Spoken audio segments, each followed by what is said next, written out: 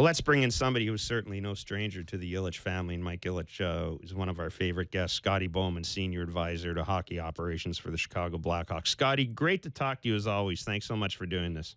Oh, nice to be on, guys. What was it like to work for Mike Ilitch?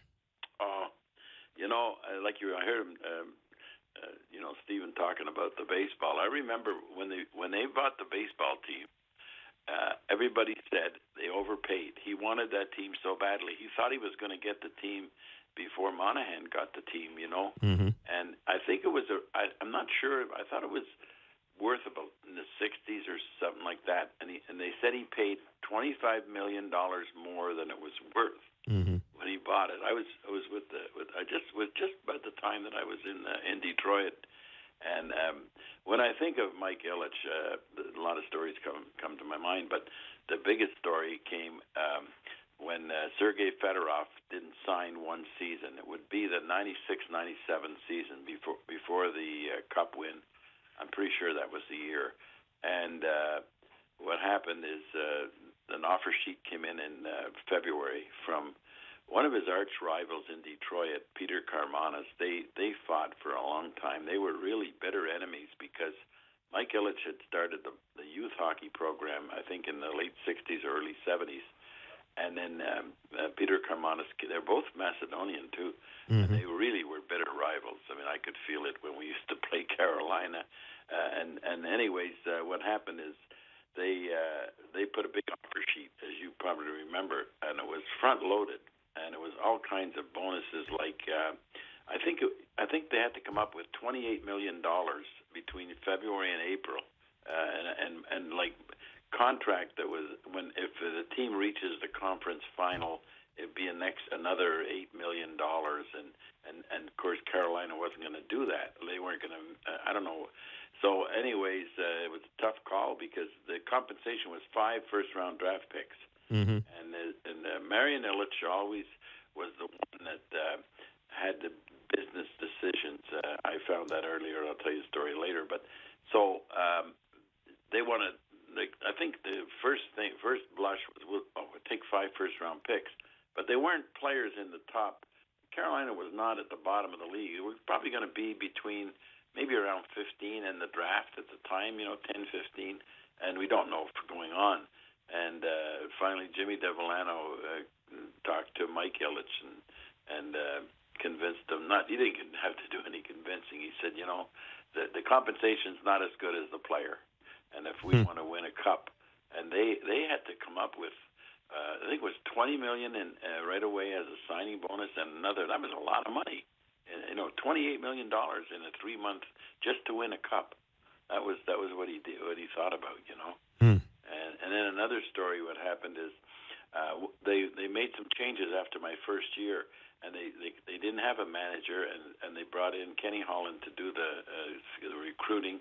And Jimmy DeVolano called me early in the summer, and he said, until we get straightened out, could you do that? It was a free agency. Could you do some contracts for a month or two? And I said, well, I don't really want to do it. But so he said, well, come on into Detroit. And I met with both Marion and Mike, and then after it was over, like anything I was going to do, I had to run through Marion. But Mike kind of grabbed me and he said, look, I want you to work through Marion. That's the way it works here. But I also, if things aren't going right, I want you to make sure you call me.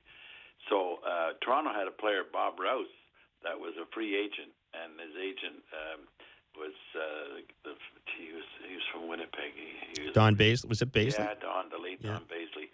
And Don called me, and we were short on defense. We needed a little bit of sandpaper, and our budget was $19 million, and we were at $18.5, and the contract was for $1 million. And I called Marion, and I said, Marion, I need, can we go 500 million over or 500,000 over? No, she said, we're going to stick pretty close to this budget because they were starting to spend some money. And then I thought for a moment. I phoned Jimmy D, and he said, you better call Mike. So I called Mike, and I said, Mike, we got a chance to get this player, but we're 500,000 short. Who is it? And I told him, how good is he? I said, well, he's going to be a pretty useful player, especially in the playoffs. We don't have those we got a good defense, but this guy's going to help us. well, you think he's going to help us? He said, I'll take care of Marion. I said, well, what? I don't want to get in trouble now because she was the one. No.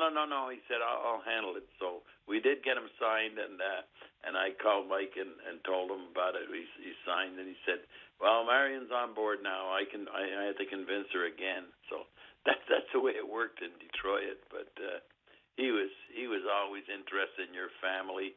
He really was a wonderful person, really. I mean, besides the business part of running a team, Sounds like Scotty. Sounds like in a lot of ways the if you were running one of his teams, yeah. the best kind of owner, right? Because he was he was engaged. He had the resources, and he never. He never.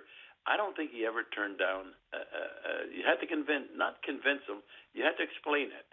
Then Keith Primo, when we got Brendan Shanahan in a trade, Keith Primo was a holdout one of those years, and Mr. Ilitch really liked. I mean, he thought so much of Steve Yzerman, as everybody knows. And when I went to Detroit, Steve was injured, and I remember he told me about him. He said, "Scotty, you haven't seen anything yet," and he was right on. But Primo, he said, "We're not trading him. He can sit." He said, "He can sit for a year," but he said, "I'm not trading this guy." And I said, well, so the season was going to start because he held it right from the beginning. And then we got a call from Jimmy Rutherford. Brendan didn't want to go to Carolina. They were moving from Hartford, and I phoned Mr. Ilitch, and I said, this is a big asset sitting there. And I said, I don't know, we're going to miss a centerman the whole season. And then I said, there's a player on the market, Brendan Shanahan. And I said, he would fit in perfect with our team.